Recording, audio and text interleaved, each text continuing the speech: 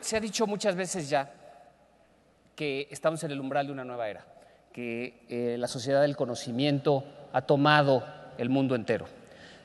La brecha digital sigue siendo una realidad y desgraciadamente no todo el mundo pertenece a la era del conocimiento. Sin embargo, es cierto ya que las reglas del juego en este mundo nuevo globalizado es que la riqueza de los países ya no se mide en términos de petróleo, ni de granos, ni de nada que pueda obtenerse del subsuelo de un país, sino de las ideas que provienen de la cabeza de sus habitantes. Todos los países del mundo compiten hoy en día por producir la fuerza de trabajo más educada, más calificada y más productiva. Y eso, y ninguna otra cosa, es lo que va a definir cuáles serán los estándares de vida de los habitantes de ese país. El programa de educación, vieron este breve video, tiene ahora 1 millón, un poco más de 1 millón de niños beneficiados, 300,000 entre adultos y maestros, 3,300 espacios públicos, y va desde la estimulación temprana y el entrenamiento de especialistas en cuidar guarderías, en estimular adecuadamente la habilidad cognitiva de los niños, pasando por la educación media, que son los niños que vimos ahora en el video, y mucho más recientemente en educación media, superior y superior, apoyando a las universidades en sus funciones de innovación, investigación, de docencia, educación y de extensión para todas esas universidades que tienen responsabilidades de patrimonio cultural. La pregunta, y eso es lo que voy a tratar de responder en una anécdota muy rápida ahora, es ¿por qué Telmex en la educación? ¿Qué fue lo que metió a Telmex tan fuertemente en la educación? ¿Cómo es que resultó que ustedes y los decenas de miles más de becarios que existen en México entraron a formar parte del programa y una parte importante del proyecto de Telmex? Es una historia en 3 etapas. La primera etapa es hace 20 años. Telmex se privatiza, era una empresa pública, la mayor parte de ustedes no lo recuerda, pero había que perseguir por la calle camionetas de Telmex para poder instalar o reparar una línea telefónica. Carlos lo dijo en la mañana, había más de 2 años de espera para poder conseguir un teléfono en este país. Hacia el interior, el problema era todavía más grave. Había una dependencia absoluta de los proveedores tecnológicos extranjeros. Lo que ellos decían que había que comprar es lo que se ponía en la planta telefónica de Teléfonos de México. Bien, mal, antigua, obsoleta.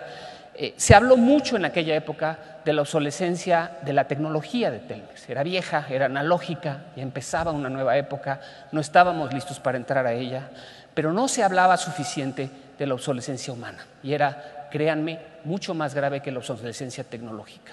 Hacer una inversión como la que se hizo durante los últimos 20 años de $30,000 millones en renovar la red telefónica y tener lo que tenemos hoy en día, internet de alta velocidad, celulares, en fin, cuando eso todavía ni siquiera existía, tenía como reto principal entrenar a la gente de Telmex para que pudiera hacer eso, comprar la tecnología adecuada, transferirla, implementarla, repararla, sin extranjeros. Porque antes de eso, cada vez que algo se descomponía, se hablaba un sueco o un japonés, que venía y arreglaba las cosas.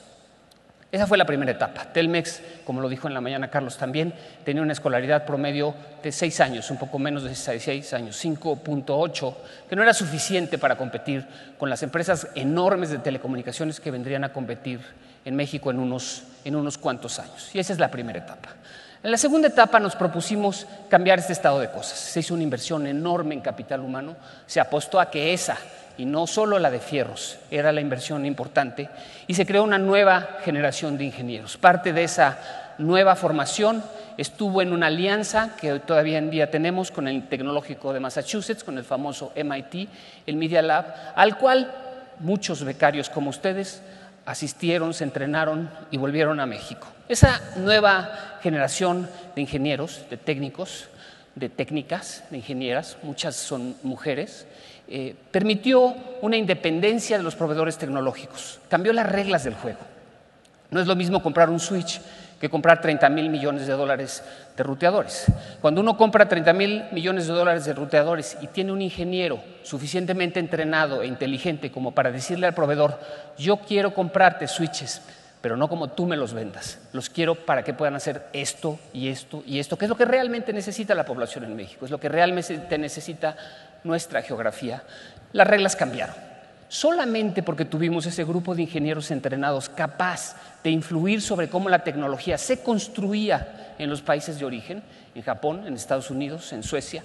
Solo por eso las reglas del juego cambiaron. A partir de entonces, la planta entera de telecomunicaciones hoy en día está en manos de mexicanos, es transferida, el conocimiento es transferido a mexicanos que implementan, mantienen, inclusive en ocasiones crean las nuevas generaciones de software de los equipos y ya no dependemos del extranjero como lo hacíamos anteriormente. El mantenimiento y la implementación de esa tecnología está en manos mexicanas. La tercera etapa es 2010. En la primera teníamos un problema grave de dependencia externa. En la segunda fuimos capaces de modular esa dependencia y decidir cuándo nos convenía comprar y cuándo nos convenía hacerlo nosotros mismos. En la tercera entramos en el impulso a la innovación. A principios de este año se anunció la creación del Intelmex IT, de nuevo apoyado, como dijo Carlos en la mañana, por el Instituto Tecnológico de Massachusetts, y creamos este instituto en el que esperamos estar formando los especialistas de la siguiente generación. Debo decir con gusto que los que dirigen, los que enseñan, los que investigan ahora son exbecarios de la fundación, como ustedes que estuvieron aquí sentados, que fueron a MIT, que volvieron a México y que están ahora reproduciendo lo que aprendieron allá y convirtiéndose ya no en especialistas en transferir tecnología, sino especialistas en crear soluciones propias tecnológicas para nuestro país, para nuestra realidad. Cuando primero me encargaron a mí hacer ese trabajo, el ingeniero Slim me dijo, no se les olvide una cosa, vamos a tener que competir. Solo aprendan y sean capaces de competir sin complejos. 20 años después, aquí estamos. Otras empresas de telecomunicaciones han desaparecido. Han llegado al país competidores de todos los sectores. Nacieron dos grandes industrias que nadie se imaginó que iban a nacer: Internet y los teléfonos celulares. Y quién sabe cuántas cosas más pasarán, pero las vemos con la confianza de quien tiene la gente preparada para hacerlo y enfrentar el reto que sea. Competimos, lo hicimos sin complejos y lo haremos de aquí en adelante.